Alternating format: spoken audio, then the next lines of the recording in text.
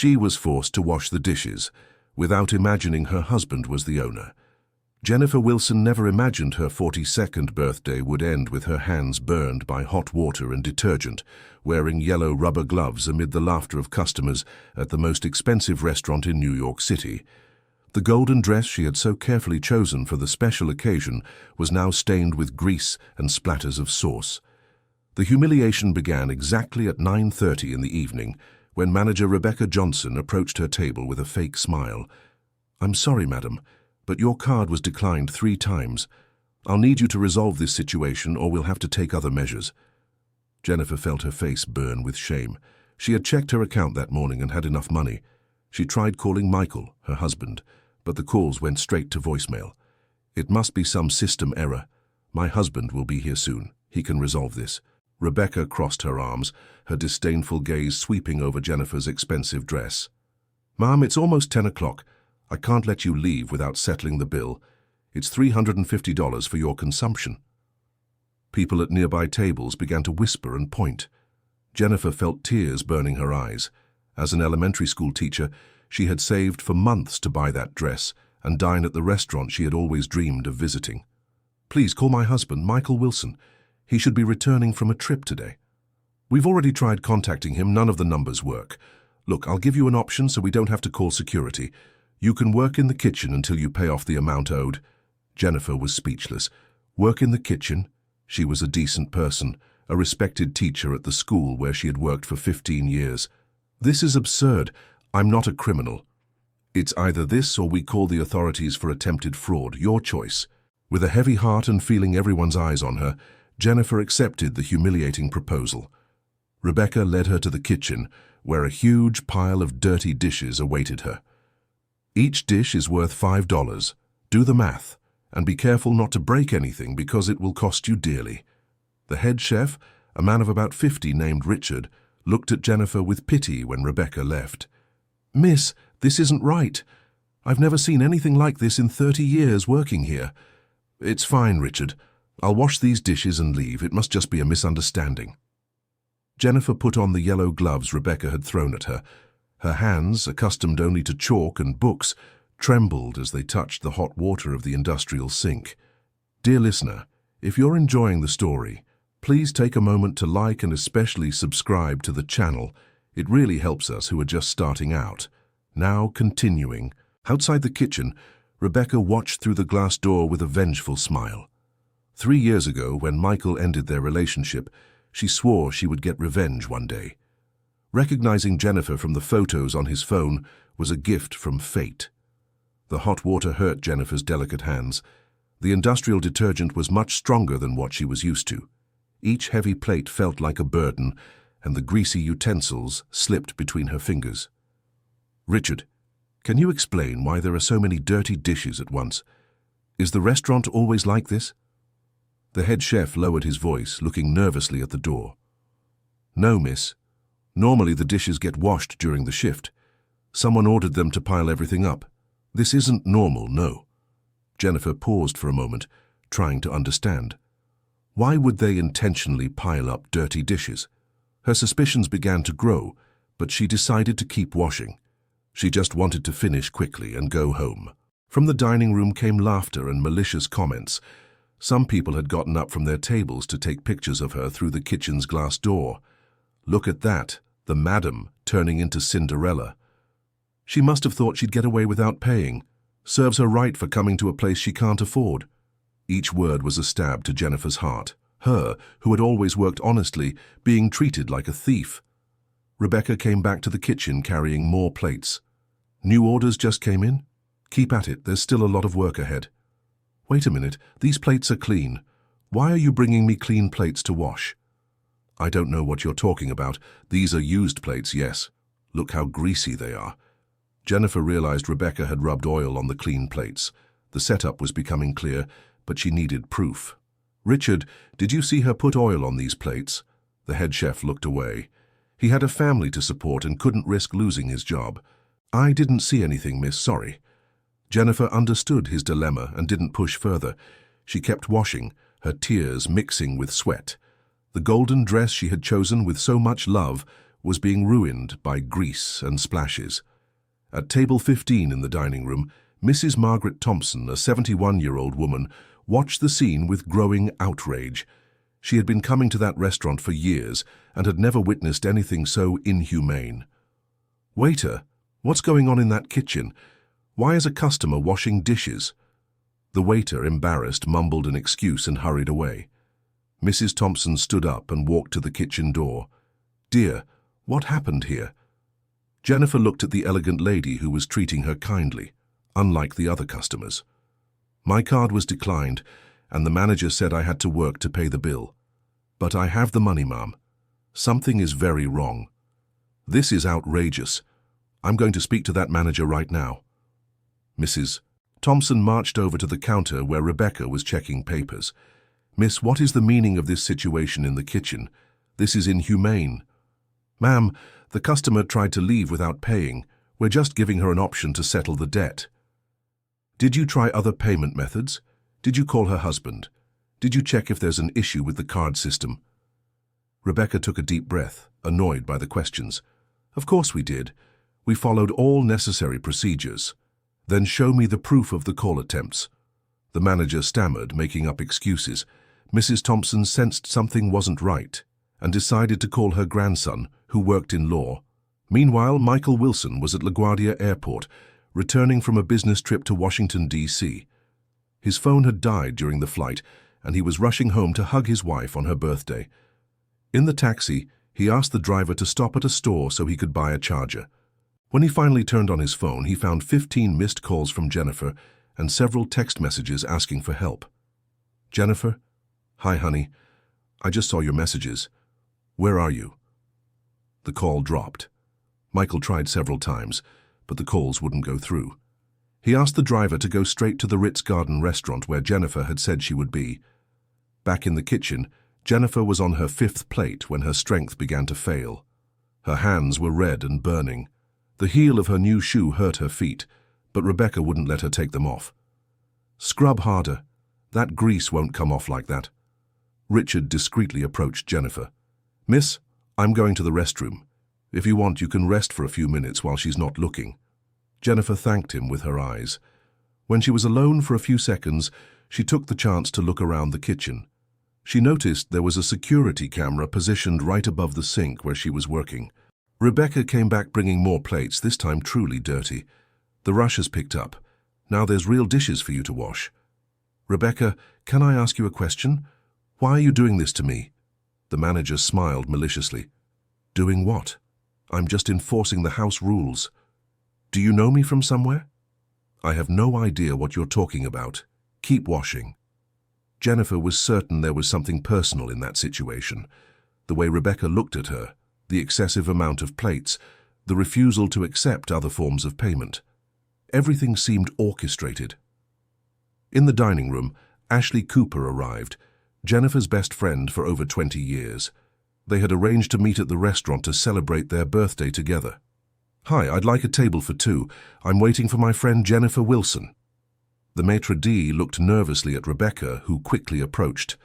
"I'm sorry, but your friend won't be able to dine today. She's resolving a personal situation." "What do you mean? Where is she?" "I can't give out information about customers. If you'd like to dine, I can arrange a table." Ashley found it strange and decided to call Jennifer. The cell phone rang, but no one answered. She decided to sit and wait, sensing that something was very wrong with that situation. Dear listener, if you're enjoying the story, please take a moment to leave a like, and especially subscribe to the channel. It really helps us who are just starting out. Now continuing.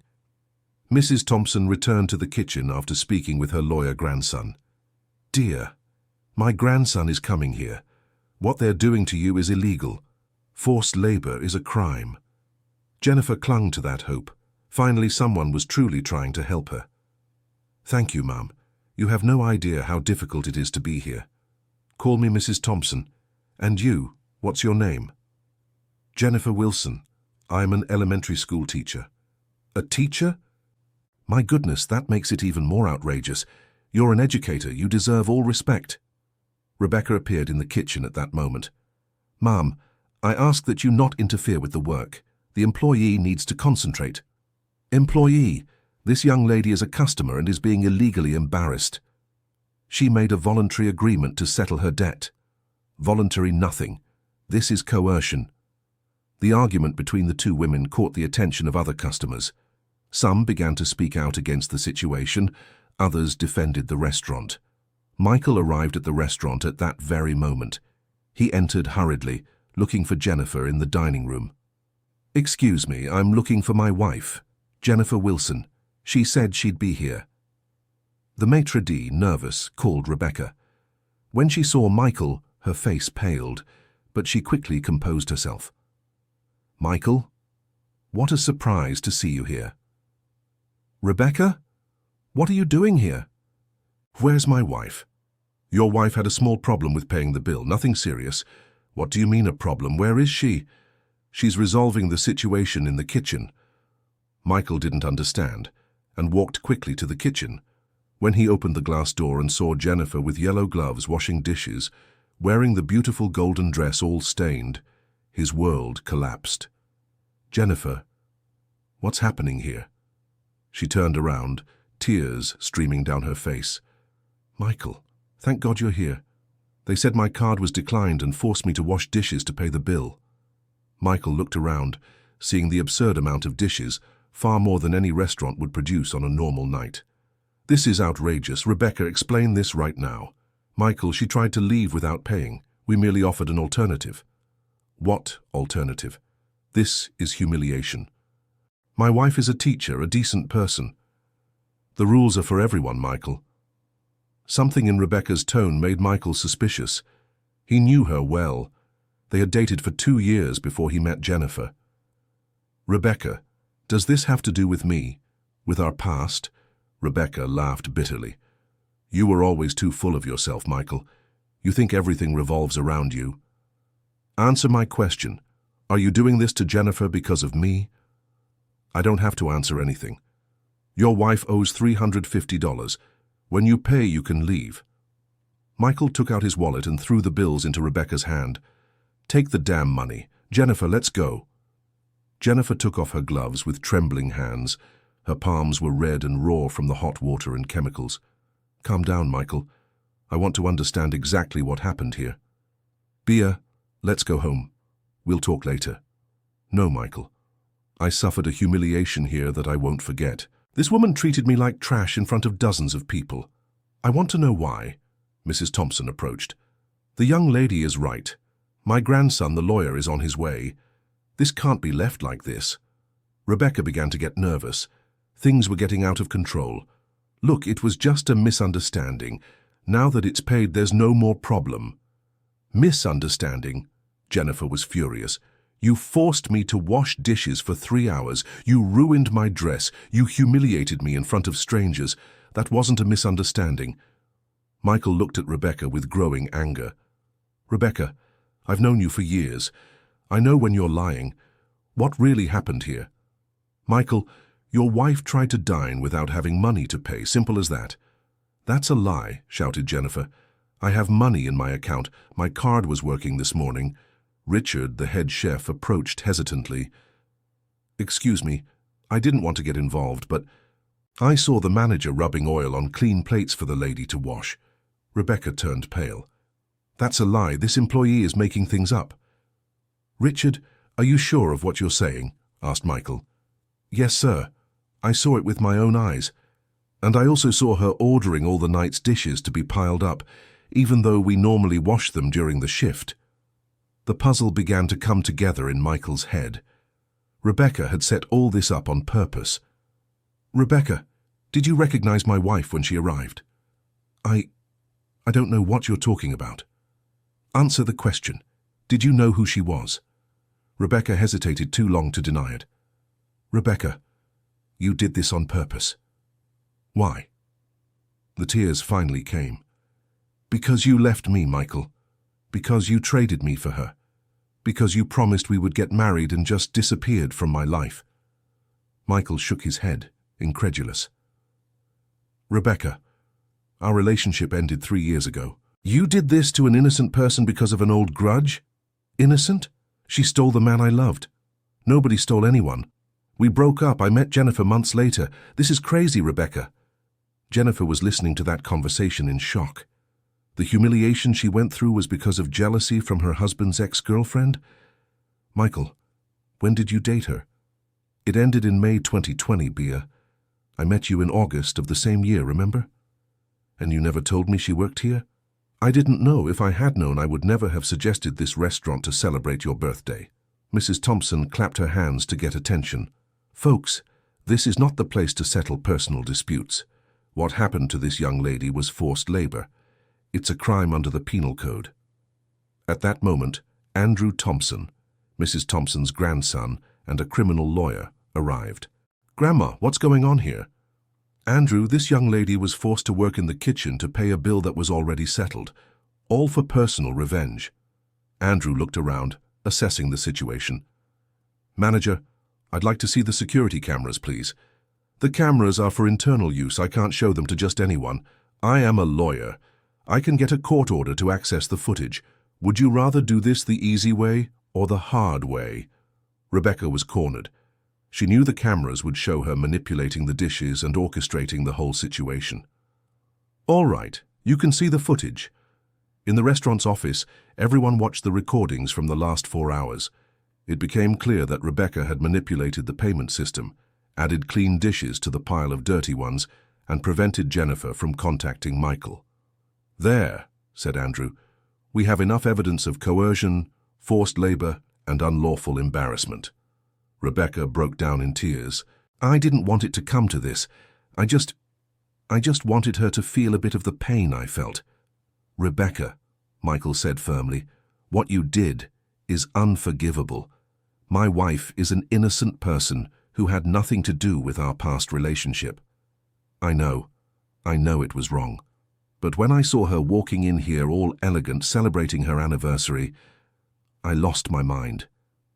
Jennifer, who had remained silent, watching everything, finally spoke. Rebecca, you have no idea what you put me through. It wasn't just washing dishes. You humiliated me as a human being. You made me feel like I was a criminal. I'm sorry, Jennifer.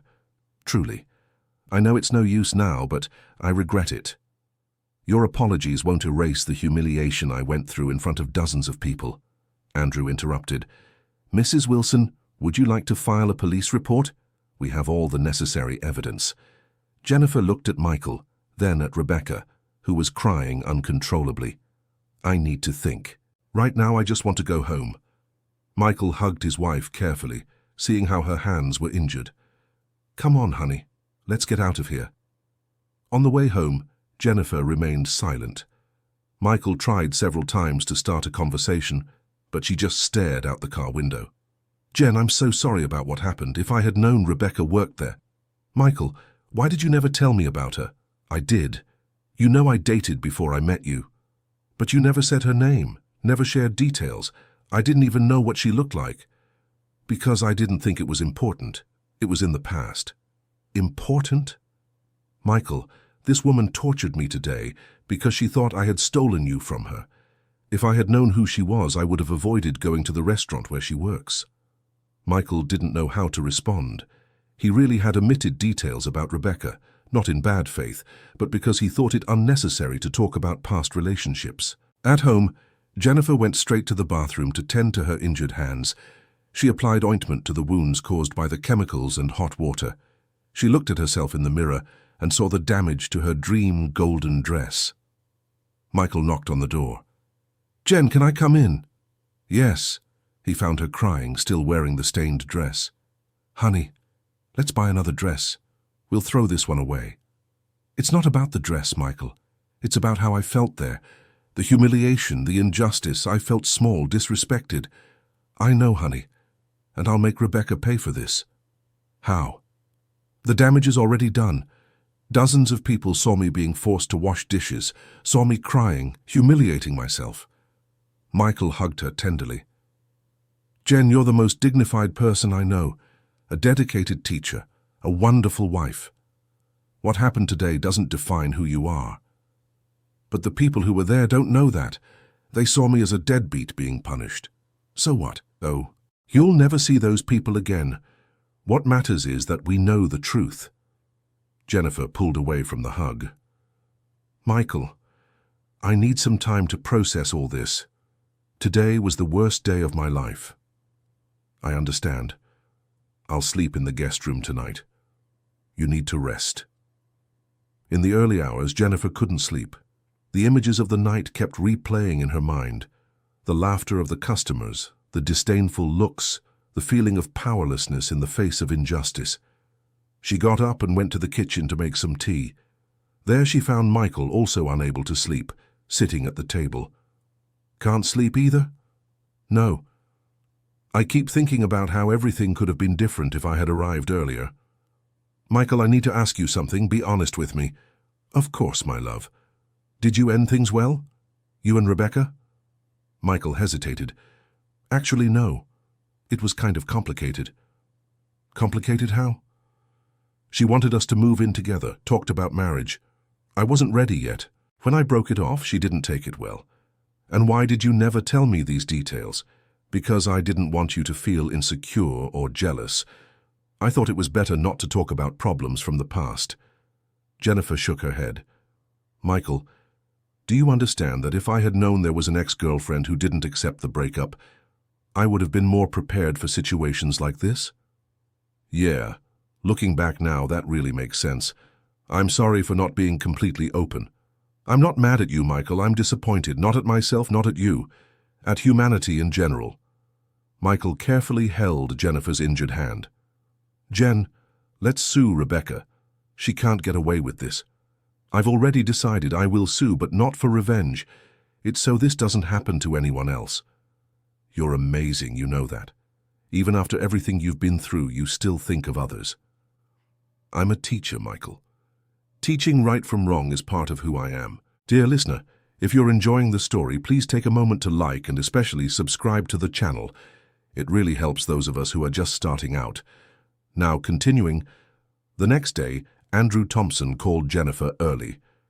"Mrs. Wilson, we've gathered more information about the case. The restaurant's management wants to speak with you." "What kind of conversation?" "They want to arrange an out-of-court settlement. It seems Rebecca was fired, and they're afraid of the negative fallout." "I'm not interested in money, Mr. Thompson." "I understand, but it might be worth hearing what they have to offer.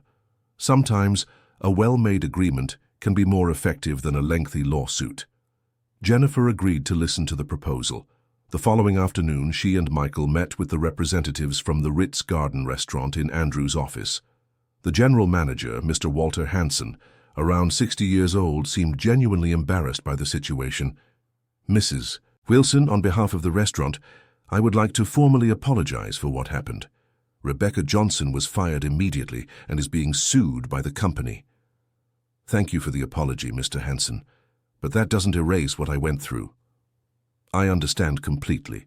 That's why we would like to propose fair compensation." "What kind of compensation?" "First, the restaurant will cover all medical costs for the treatment of your hands and any psychological follow-up you may need." Jennifer looked at her own bandaged hands. "Go on." "Second, we will make a donation of $50,000 to the school where you work, in your name, for infrastructure improvements." Jennifer's eyes lit up. That would be fantastic for the school. "And third, we would like to invite you to be our consultant for an employee training program on respectful treatment of customers." "Consultant?" "Yes. We believe your experience as an educator and what you went through here can help other establishments avoid similar situations." Michael was surprised by the well-thought-out proposal. "What about the criminal case?" Andrew answered. "The criminal case is separate. Rebecca can still be charged with forced labor and public humiliation." Jennifer thought for a few minutes. "Mr. Hansen, I accept the conditions, but with a few changes." "I'm listening."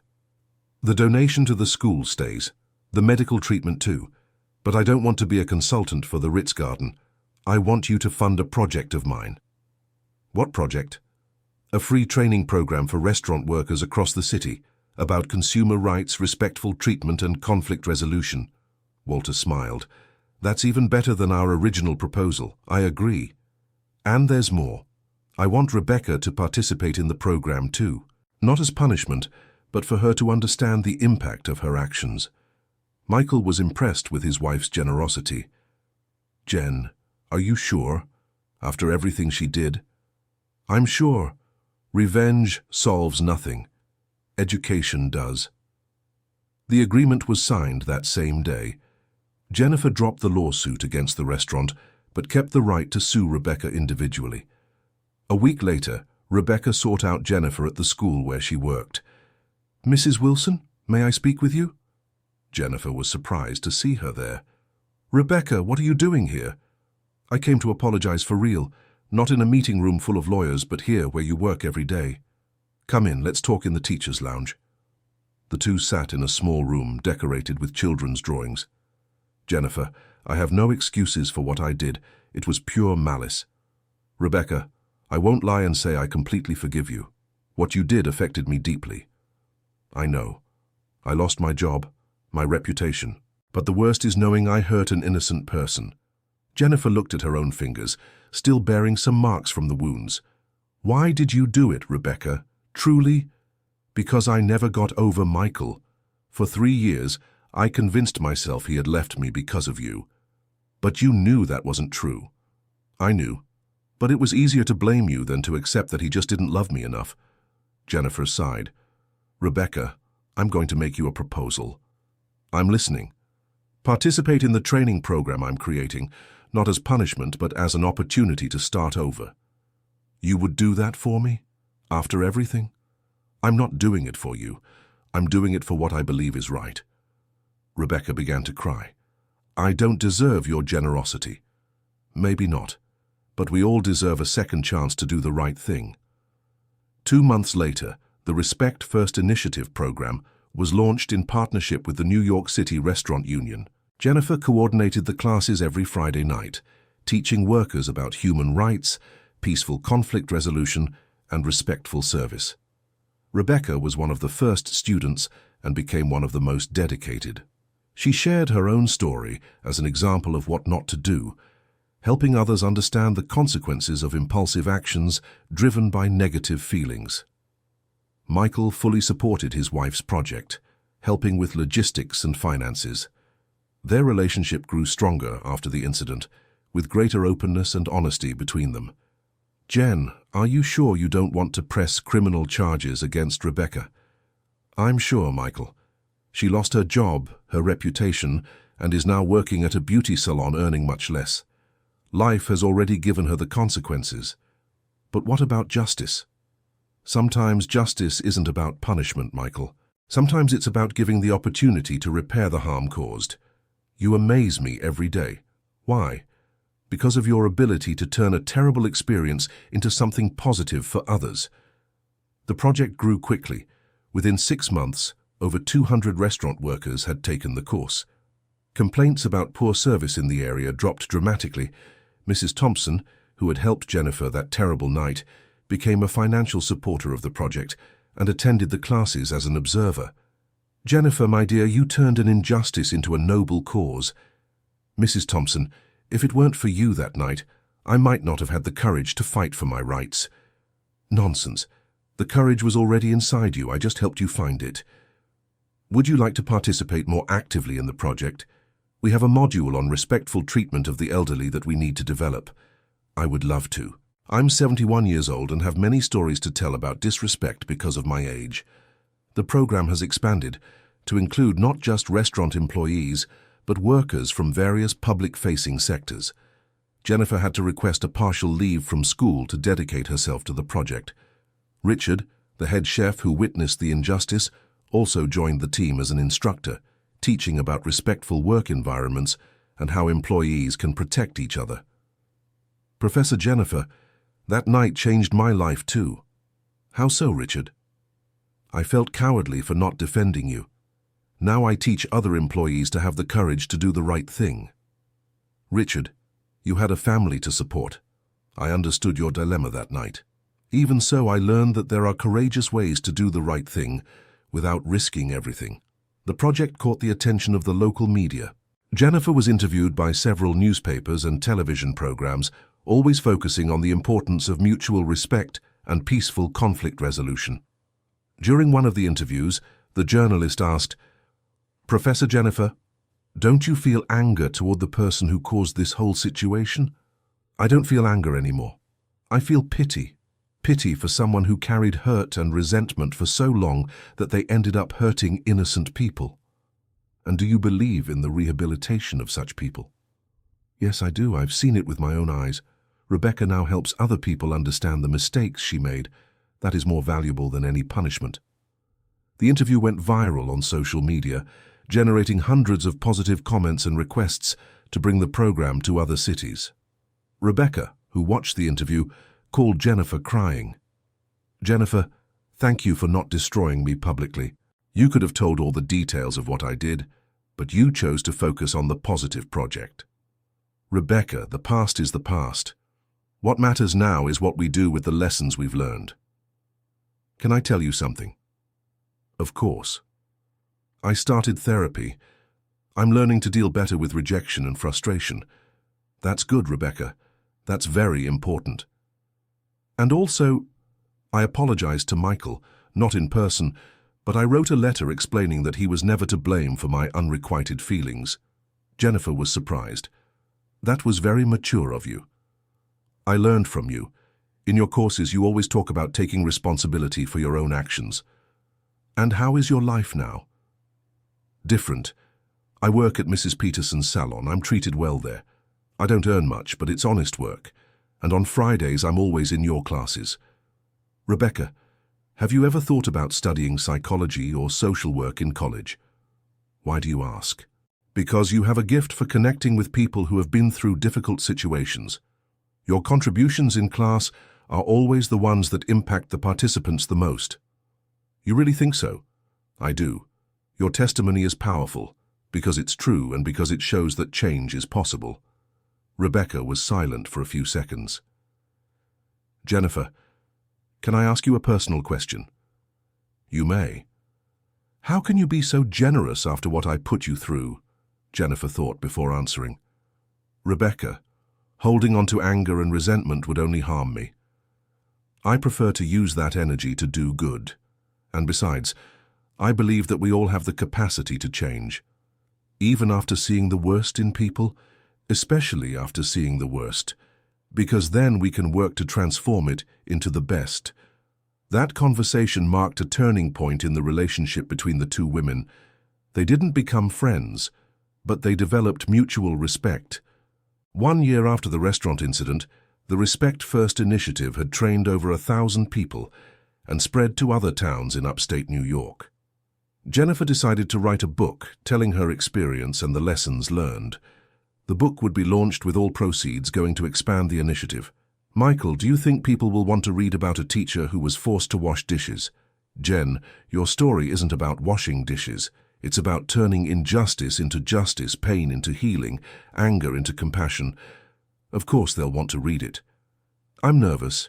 I've never written a book."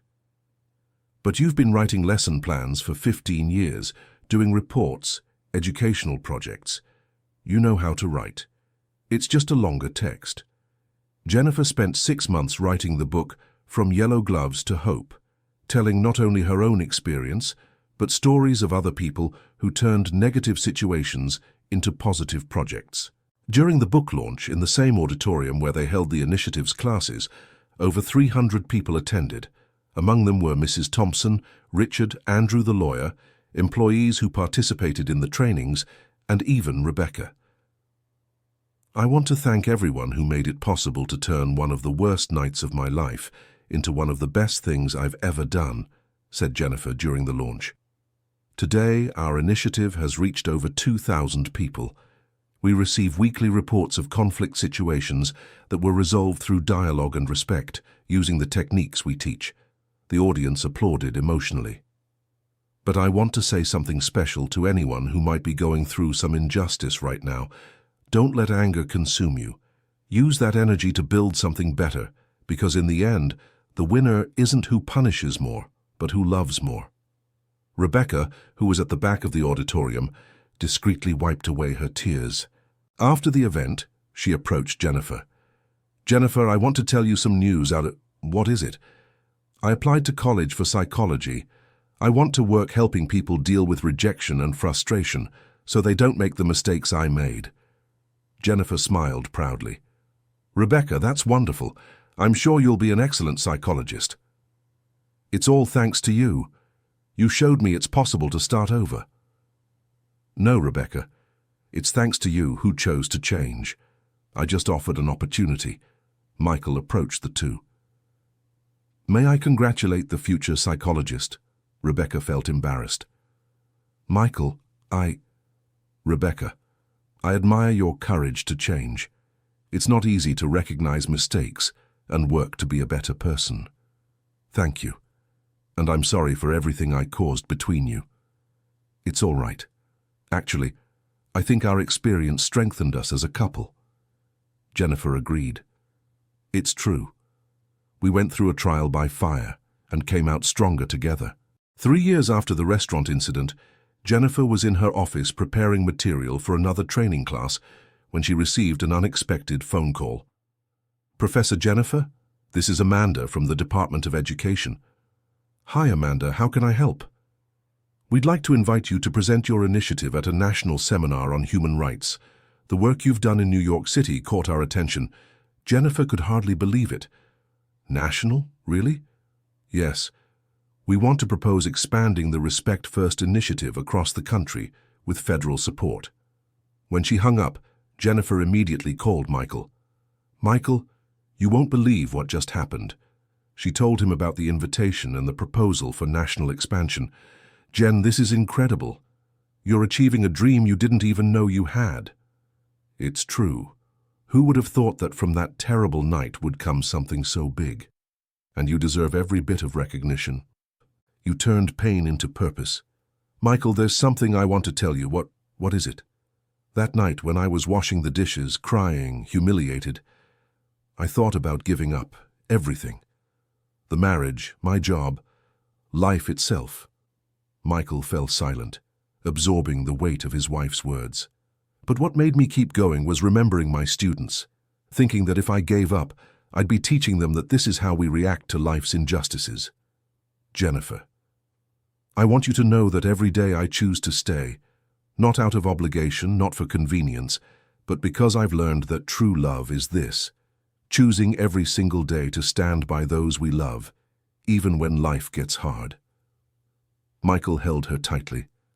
I love you, Jennifer, and I feel honored to be your partner on this journey. I love you too. And you know what? What? I think we should celebrate. How about dinner at the Ritz-Carlton tonight? Michael laughed. Are you sure? I am. I want to show I'm not afraid of that place anymore, and I want to see how they're treating customers after everything that happened. That evening, when they entered the Ritz-Carlton restaurant, they were warmly greeted by Walter, who was still the general manager. Professor Jennifer, what an honor to have you back. Your special table is reserved. Special table? Yes. We decided to create the Table of Hope in your honor. It's where we seat customers who need special attention or have gone through some hardship. Jennifer was moved. You didn't have to do that, Walter. Oh, but we did. You taught us that a business should be a place of welcome, not humiliation. During dinner, several staff members came over to greet Jennifer. Some had participated in her training sessions. Professor, thank you for the classes. They changed how I treat customers. And thank you for putting what we teach into practice. Richard appeared in the dining room, now promoted to kitchen manager. Professor Jennifer, what a joy to see you here. Richard, I heard about your promotion. Congratulations. All thanks to the lessons I learned from you. Now I train my team to respect everyone who comes through here. That's wonderful, Richard. And how is Rebecca? Oh, she stopped by last week, brought her psychology diploma to show off. She's working at a clinic that helps people with trauma. Jennifer smiled. What wonderful news. As they were leaving the restaurant, Michael took Jennifer's hand. Jen, can I ask you something? Of course. Do you regret anything that happened that night? Jennifer thought for a few seconds. You know what? I don't. I don't regret it. Because if I hadn't gone through that, I never would have discovered that I can turn pain into purpose, injustice into social justice. even with all the humiliation you suffered. Even then. Because from that humiliation was born something that has already helped thousands of people. It was worth it. You're amazing, you know that. No, Michael. I'm just a teacher who learned that teaching theory isn't enough. Sometimes we have to live the lessons to truly teach them. When they got home, Jennifer found a letter that had arrived in the mail. It was from a woman in California who had read her book. Professor Jennifer, my name is Ashley and I work as a nurse at a public hospital. I read your book after going through a situation similar to yours. A doctor humiliated me in front of patients because I made a mistake. I was so angry I thought about suing the hospital. But after reading your story, I decided to do something different. I created a study group about medical errors and humanizing patient care. Today our hospital is a model for respectful treatment of staff. Thank you for teaching me that revenge doesn't heal, but education does. Jennifer showed the letter to Michael. Look at this, honey. The project is spreading naturally without us even realizing it. That's the power of a good idea. It takes on a life of its own. Michael, I think I've found my purpose in life. What is it? Teaching people to turn their worst experiences into their greatest contributions to the world. And you do that every day, my love. As a teacher, as the project coordinator, as a writer. You know what's most amazing? What? Tonight, when I was at that restaurant, sitting at the table of hope, I remembered that terrible night. But for the first time, instead of feeling pain, I felt gratitude.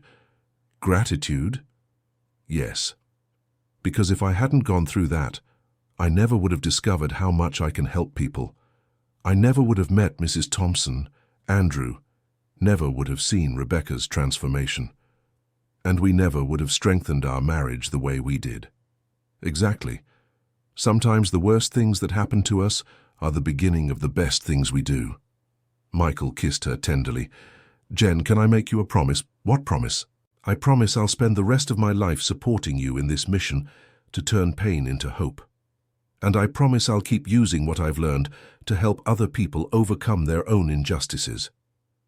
They embraced in the middle of the room, knowing they had found not only love for each other but a shared purpose for their lives. 5 years after that night at the restaurant, Jennifer was on stage at the largest convention center in the country, speaking to over 5,000 people at the first National Conference on Social Transformation. 5 years ago, I was just an elementary school teacher who was humiliated at a restaurant because of a personal vendetta. Today, our Respect First initiative has trained over 50,000 people in every state across the nation. The audience gave a standing ovation. But I'm not here to talk about my success. I'm here to say that each one of you has the power to turn your greatest pains into your greatest gifts to humanity. In the front row, Michael recorded everything with his phone, proud of his wife. When you face injustice, remember, you have two choices. You can let that experience destroy you, or you can use it to build a better world. Jennifer paused, looking at the audience.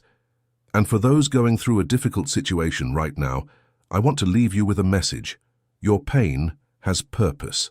Your struggle has meaning. And your story could be the key to freeing other people from similar situations. After the talk, a young woman approached Jennifer. Professor, my name is Emily. I'm 25 years old and went through a situation similar to yours at a mall. I felt humiliated and have been terrified of public places ever since. Emily, I'm so sorry for what you went through, but after hearing your talk, I had an idea. I want to create a project to help young people who have experienced public embarrassment. Can you guide me? Jennifer smiled, remembering herself 5 years ago. Of course, Emily. That's how we change the world. One transformed story at a time. End of story. So, dear listeners, what did you think of this story of overcoming and transformation? Jennifer managed to turn one of the worst experiences of her life into a force for good. Leave in the comments. Do you believe it's possible to turn pain into purpose? Share your own stories of overcoming.